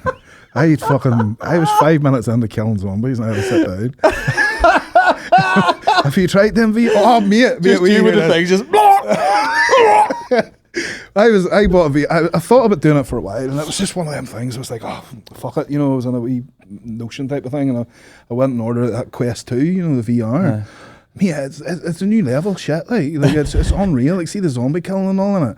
Like you like pull your, and it's so realistic. Like, you're walking around the room, especially when you have two guns and going at one time, they're coming everywhere, and you're all like, fuck, and it's just bad. But you see your gun, you pull your gun out, right, and then you empty the clip. You have to like click it with your finger to drop the clip out. You pull another clip from here, slam it up the arse, cock it, and boom, boom, boom, away you go again. But we were sitting there the other day, and like, I honestly think, like, I think in like 5 years' time, like, your specs are going to be VR glasses. Like, I think everything's going to change the VR, and it's going to be price of these. They would fucking Tony Stark style shit, like, because they've got, and the big thing now, they've got like full on workstation set up.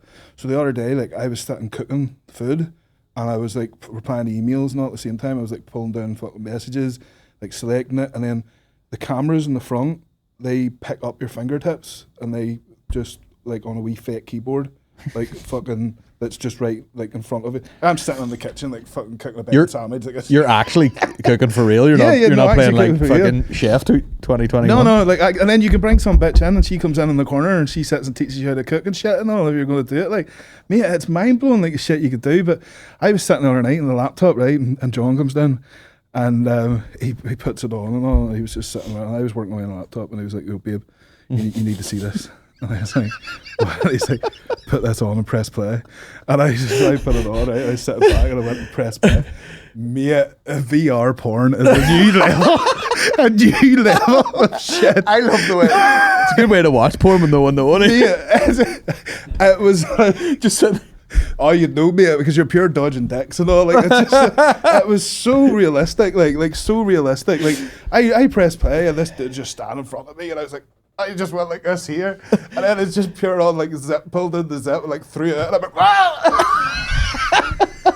I like dodging it and all. Like, there's blades going everywhere and all, and you're all like this here and all. I was fucking nuts. It is. I mean, like, it's gonna get to the point where it's like, you know.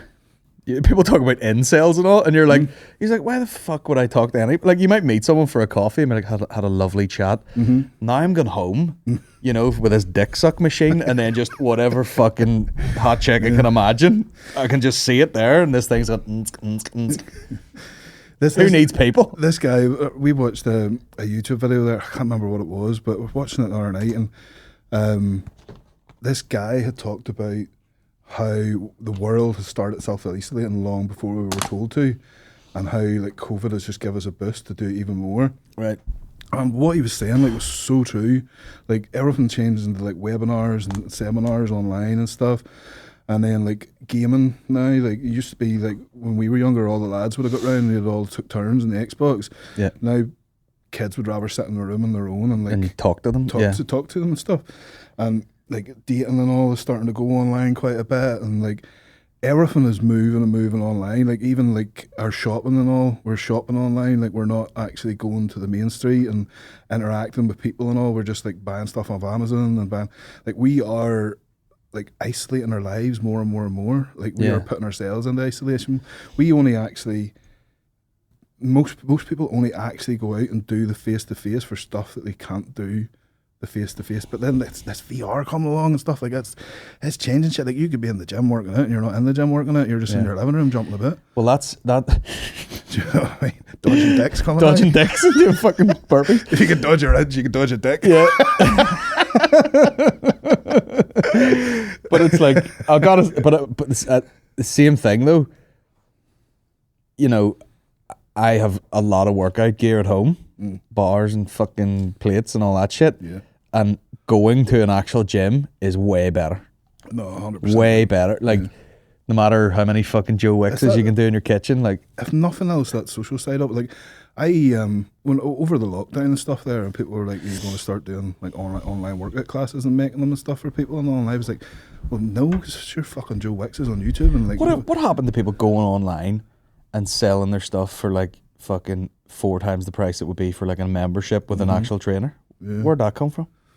It's, I don't know, like there's a lot of like, there still is a big market for like doing stuff at home and stuff, you know, and like PTing people in their own house and stuff like that, you know. They don't, but I believe you're fueling the negative there. Like I don't think that is, yes, you may make money at it and you know you could turn a pound or two, but like, why is this person feel uncomfortable about going into a social environment? That's something needs like helped and addressed more than going in and jumping a bit with her in her living room, like, you know. Yeah, it's like, and even like, I think it works for people who have like never done anything before, and you can coach them online and be like, yeah, fucking go ahead, Sandra, you do a couple of fucking walk the shops there and back, and don't eat like a dickhead, and you might lose a few pounds and feel, you know, great about yourself. But I've loved like going back to an actual gym the last couple of weeks. Like different. It is a game changer. Like it's just a social thing more than anything, man. Like, you know, like there's so many people get caught up with dads, mums, whatever, or just general people who work and then home, and that's not a good way to be. Work and then home. Everybody needs something in between at some time of their day. Maybe not every day, but like you need a break. And see the amount of people who never get that break, like who literally work all day and then go home all night. And like, yes, like people love their spouse and their children more than anything. Of course you do, but you still need your time, even if it's an hour. Totally. But you still need it. You know, I feel like doing more stuff slows time down a bit. I see like doing nothing, the fucking hours and days just fly by. I think if you fill your days out with actual stuff to do, like you can stretch the time out a lot more. That last lockdown we were in, like there was a stage where it was like before I go up to bed at night, I turn the hall light on, and it just like was one of them movies where it's like hall light goes on, hall light goes on, you know, and it's just like constant. And I was getting a stage where every time I was turning that light on, it was just like, it was an hour day gone, and then it turned that light on, an hour day gone. Yeah, you know, it was just it's I'd rather be busier. And then when you get in at night, like I love my Netflix and stuff like that, and watching YouTube stuff and all. Yeah. So when you can get in at night, you can actually sit down and watch something and like feel okay about actually, you know, sitting. I know. I find like, say like we have a slow day, say on a Sunday or something, when no one's up to much, and you get up with the baby and you fucking watch some bullshit till he's ready for a nap, and then, you know, you sit on your phone for 2 hours till he wakes up again because you're fucking enjoying the downtime. Yeah. Then you get up and you go for a fucking walk and back, and then you can't decide on what to watch, and Netflix and fucking whatever, and then the days are gone. Versus like if I leave the house at fucking 6 and go to the gym and then come in here and do this and sort out a few other things and fly home and cook the, you know, the day's full of stuff then. Yeah. You know, it's like, it's weird. Did you watch the Squid Game? I did, but I fucking attention span. If it was a graph, my attention span just went to fucking nothing. By how many episodes was there? 10. Something like that. At about 8.5, I was like, I don't even give a fuck how this ends, to be honest. So the thing I'm most thankful for Squid Game now is I can watch other series with the voice thing. Oh, you like the dubbing? No, I never did before, but now I've watched Squid Game. It's just natural to me now. Because I watched Chestnut Man. Fucking unreal, boy. What the hell's that? So good. It's like a murder drama on Netflix. Okay. And it was unreal. Like really. If you like 2 years ago, if you'd have said, "Someone, have you seen Squid Game and Chestnut Man?" You'd be like, "What the fuck is that horseshit?" But did you try the dub thing? Now it was like, "Hey, what's like total like overacting on the voice." "Hey, I'm from fucking Korea. Well, you go." And then a wee kid, like there's a kid played by a woman. Insane. No, it should have been a movie or something, I think. Yeah. That's great. They ripped the arse out of it. I was so bored by it. It dragged on for a bit, like towards the end. But would you, like, if Squid Game was real, would you go and watch? Would you be a VIP? Probably not. No, because I don't. You can do similar things with like. It was a bit watch fights. It was just like extreme Kakishi's Castle. Yeah. Do you remember Kakishi's Castle years ago? Not even extreme, because you're like, is this a game or am I just watching a man like a biscuit? Yeah. Do you know what I mean? It couldn't be arse with that. If it was like actual, like Ninja Warrior. Yeah. Only they fall into like acid. Kakishi's Castle was like it was nearly extreme enough as it is. Like they just like the events and that there. Like they used to. Are they alive? I know there was one game where I remember seeing this. Instead of normally they'd like tip off something into like freezing cold water. Yeah. It was hot water. Yeah. Not like it would kill you, but it was quite hot, and they'd fall in and be like, yeah, to like try and get out of the water. They had some balls too. Like, do you remember the doors? And like some of the doors were like with paper. Yeah. And others were solid wooden doors. And they ran at them like a full-on sprint, hoping that was paper they were going to be hitting. And it was like, boom, like a wooden door. Like just brain them on the door. And it's like, they couldn't be right after that. Like, you know what I mean? You turn around and accidentally bang into something really, really gently, and it's so sore. Yeah. I just sprinting into the full wall. Not even telling them. Oh my god, it was fucking nuts. What was the one? There was like a UK based show where there was like something similar, and they would do like challenges like that. It was like on an island or something. What the fuck? Can't remember. I can't even remember now. I brought that up. Can't remember. What else have we got here? I mean, do we watch this just to see what the crack is since someone sent us it? What's the pink thing on the floor? I think that's a dildo, sir. Oh, is it? Amazing feats of amateur porn. Oh. What is that, a girl or a guy? This one? Yeah. I think that's a fella. It looks like a ball I think that looks like a man's ball bag if I had to judge. You can get the sound off this later. This is going to be a pure fucking... Oh, weapon load. She's got a bandana. She looks like a chef.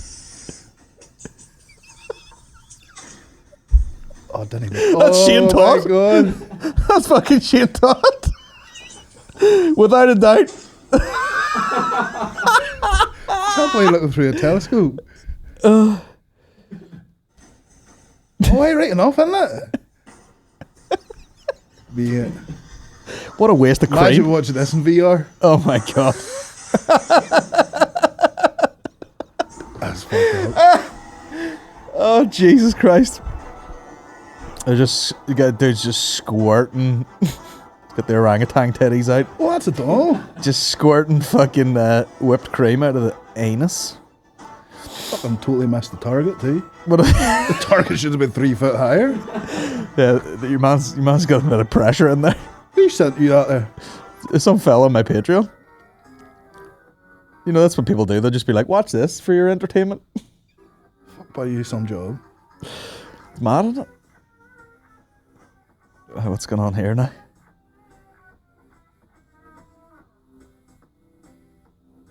You can probably hear the music a wee bit. It's entertaining. She's just going to do a flip, boy, and just land right on this thing, isn't she? You'd have to be fairly accurate. Oh, that. Oh. But yeah, I was expecting a full-on death drop on top of that. She did give up on it there. All right, bro. Oh, you know, that's Mentos and Coke going into that, Look at her face. innit? Her face, she was like, I just see her face in a minute whenever 2 liters of Coke goes into this. Look at her face. I thought we were going out for dinner, to be honest. Put the Coke in and seal it shut. We see it come out her nose.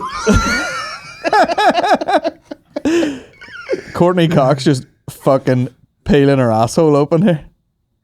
Here we go. Look. I'll put it, squeeze it. Oh, jeez.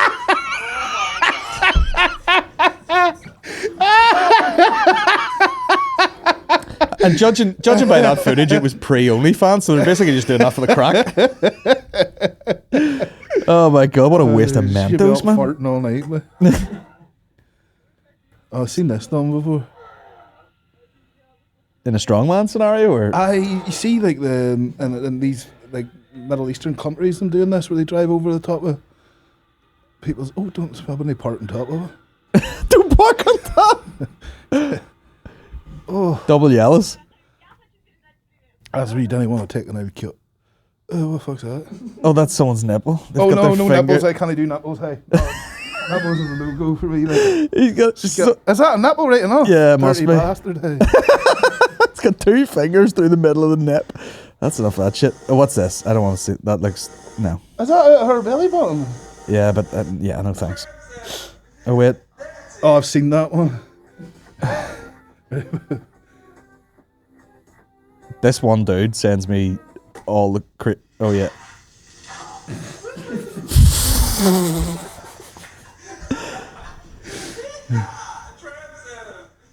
Her face. Got Oh, waste a good prosecco.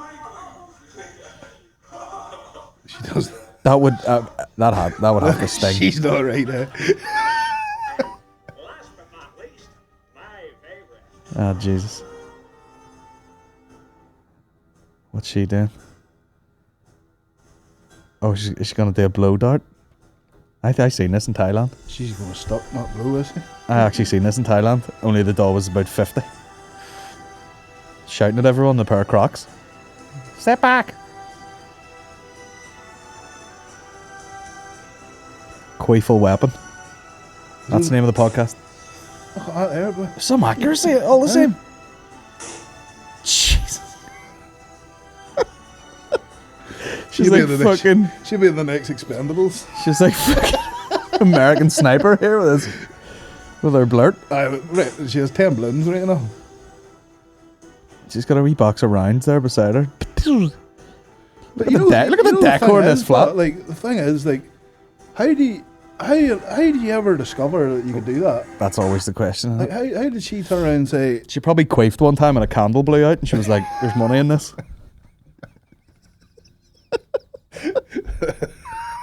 The other fucking blankets blew up and they were back there again. Hey, geez, there's some parrot that there, by there. Yeah, does anyone any spare balloons need popped? Oh my god, right, hold on. We'll finish up here. One for Chris, have you ever snapped a chain on a row machine? Love to see him back on the pod. I done When was the last time you were in a row machine? Oh, it was a while ago. Hey? I done twice. I tried to do the skier challenge. You know, the Yeah. sprint. Pull the strings. I snapped the fucking strings. I was just like, I break something in my gym. It costs me money, like, so I can't be like, Aye. all right, it's somebody else's gym. You're just like, well, why leave that alone there? And then Yeah. Even I felt close to like I've been slightly offline and run the seat right off the fucking thing. Mm. You know? So No. but my go-to cardio machine's probably a stepper or the treadmill, just. yeah. But row machine probably is better for me, my knees and back and stuff. I would love to get someone to show me like you see how I feel it it's bad for my knees. Do you? Crushing up and fucking Yeah. but it's mobility with load, but that's the only thing. yeah. There's no weight going I'd through love it. someone to properly show me how to get the most out of the fucking because you go at it and all of a sudden you're like your traps are burning up and you're like I feel like something else should be working instead of that. I think it's just a matter of what's sore before. Sometimes you can like train biceps and you can feel it in your shoulders. It's just secondary pain type of thing. Yeah, I think that's what I did the other day. Last question. Reckon Eddie Hall batters Thor. Thor did some amount of slabbering about Eddie cheating in World's Strongest Man when the evidence against Thor was clear to see. Congrats on the recent nuptials, Chris. Up the Bears. The Thor and Eddie things is a big thing. There's a lot of fucking money in it. Like, do you know what I mean? Like, Of course. Like, and guys are getting 7 figures each, you know, for doing this here. Like, you know, so that side of it, I'm like, you know, fair play, lads, go get her done. No, I don't want it to be a thing. Do you know what I mean? I don't want it to be like become it, because there was like Oberst and all, we're talking about doing fights with people and all, and I'm like, oh, how long? This isn't actually going to run off and be a thing here, is it? Like, you know, That's, I mean, it's, people see, I mean, McGregor nearly like fucked up the whole world with like every move he made was like, you see it affecting everything now, where it's like, you know, it doesn't matter what you're doing, whether it's you're an athlete or you're whatever, it's like, just be famous, just be like a big personality, and you know, people aren't going to be like, oh, he's like Eddie Hall, but he doesn't compete anymore, so I don't really follow him. Yeah. You know, it's like they just become such big stars. They're like, oh, he's boxing now, he's doing this, so he's fucking bodybuilding now. Like, I always look at what people like. I always believe you should give back, and like, even the stage I'm at now, like, I still try to give back as much as I do. And when I don't see people giving back, it sort of, you know, it puts me off him a bit. But like, Eddie is giving back. He's given a lot back to the sport of strongman. He's brought the Arnolds over here and stuff, and like, you know, everybody looks at it like, oh, but sure, you get paid for that. Like, you obviously make money out of the Arnolds, obviously make money out of this. But yeah, there's a lot fucking easier ways in the world to make money than the hassle of doing something like that. It's not, sometimes you do stuff and like, yes, you get a bit of money for it, but it doesn't pay for like what you've actually, there would have been ways you could have made money a lot easier, like, do you know what I mean? Yeah. But you know, I think, I always thought that, from the off go, I was like, Eddie will knock the crap out of him. Eddie was probably fighting since he was in fucking diapers. Do you know what I mean? He's done the door for fucking years. Yeah. He's, you know, he is a fighter. Like, Eddie Hall is a fighter, and you would need to bait him by a steel fucking pipe to get him knocked out. And then Thor did a couple of fights and stuff, and he was moving around like a bloody one of them windmills atop of Shane's Hill. You know, the speed was not there. It wasn't existed. But Thor now has came along a lot. Like his speed is way up. He's like ripped way down. He's like totally different dude. So I don't know what way we're going to go. Like, it's just funny to me, because it's like, boxing is like a fuck. You know, it's like, there's certain things you can't learn in a short space of time. Yeah. You know, like, you couldn't take, like, you look at American people, for example, who don't grow up kicking football around the street. They can't kick a ball at all. Yeah. Like, I'm sure like anyone from here who like knocked it around in their garden could like boot the ball at a set of nets. Yeah. Whereas they can't, because they've never done it. Yeah. It's a bit like boxing. It's like a lot of stuff. It's like, you don't have the finesse. So in my mind, I'm just like, just let them fight fucking a year ago. Just throw them in there. Who gives a fuck? They're gonna have better cardio. Who gives I think just let them fight. Thor is looking at it as a, maybe not a long term, but I think he is looking at a career out of boxing, short lived or something. I don't know. But Well, he there's has definitely Game of Thrones thing behind him and all. Like, he's always, well, he is the world's strongest man as well. But like, people are always going to pay big money to watch Thor fight for a long time. Yeah, and there's definitely, you know, a game that you can play when you're that big and tall, and you want to be a boxer, if you learn to fucking keep people away from you and you know, not gas out too quick. I still think Eddie will beat him, like, but I think it'll be a lot more better a fight now than it was originally. You know, because I'd say Thor just looked, he's a basketball player going into strongman, going into boxing. You know, Eddie went from bodybuilding then to strongman, but he just, you know, he said it himself in so many interviews, the fights he get in, and you know, you look at Eddie's head and there's scars all over the back of it and stuff. Like, you know, the man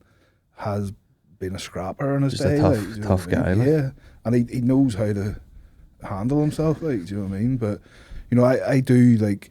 I've noticed that Eddie has got a lot of shit and hate online since he's retired from strongman. He's moved into boxing. He's doing a lot of more promotional stuff and that there. But like, Eddie does give back, and for me, like, he hasn't forgot where he's came from. Do you know what I mean? Yeah. And that for me, that keeps all respect there for people. You know. Fair play. He is a fucking superstar, like. Yeah.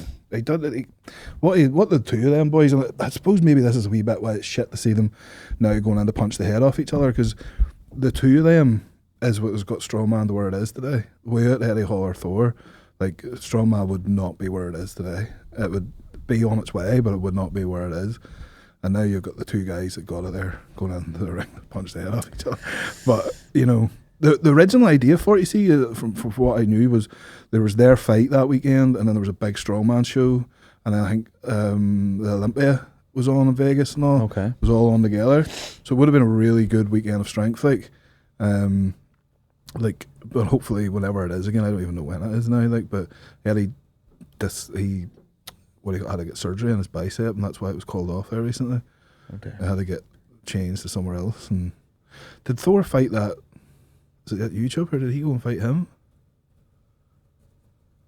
I don't know. Was there Like chat one on of the that? fucking Pauls, one of them boys. What was his name? I don't know. Let's check. I know he fought your guy. I think his name's Stephen Ward, who's like a real good boxer from here. From here, aye. That was a while ago, but Thor versus some account. Let me see. 10 pages of Thor versus Eddie Hall. And what would I be looking up here? I have no idea. Thor versus boxing. That'll do.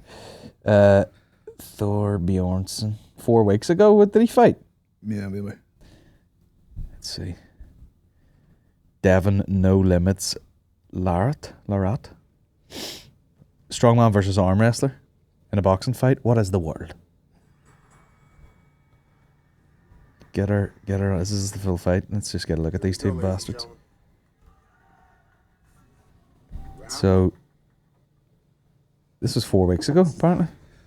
Sponsored by Rain. Yeah. I think this is the guy that took over or stepped in from Eddie. Yeah. Like, look at the difference of shape with Thor now. Like. You know, he's fucking jacked. Just Thor fighting someone's dad there. Oh, your man can sort of scrap too. Landed a big punch there. Yeah, he moves like a fucking giraffe. Like, there's no... Just in Dundonald Ice Bowl there, by the looks of it. Anyway, that's an insult to combat sports. It'll be a good fight when it comes out, but it'll also be good that that's as overdone with, because it's went on for a long ass time. I know, think. get it done, lads, for fuck's sake. That was our last question. We'll wrap it up there. Cheers for coming on, man. No worries, Bill. Thanks for What do you want to plug? When's this book coming out? Oh, the books are my laugh. The books are my laugh. I struggle with fucking reading and writing. Like, and You've got a whiteboard just says title, question mark, and you're just like... Yeah, I maybe like in like a year's time or something. Like, it takes a long while, and then I have to send it off to get like proofread and stuff. Yeah. See, they send Spell mistakes. I like send like 2,000 words off at a time for it to get proofread, and then it gets sent back.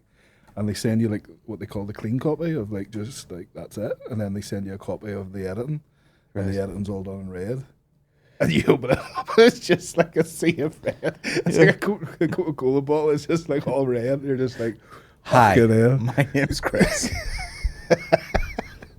So bad, because I end up typing stuff and like writing stuff as I speak, and then like, you know, I always struggle with reading and writing, and like it's got way worse as I got older. Right. Like, way worse when I got older. I think when you're in school, you get like into like a way of coping with it to get through, and then you leave school and you're not doing as much reading and writing.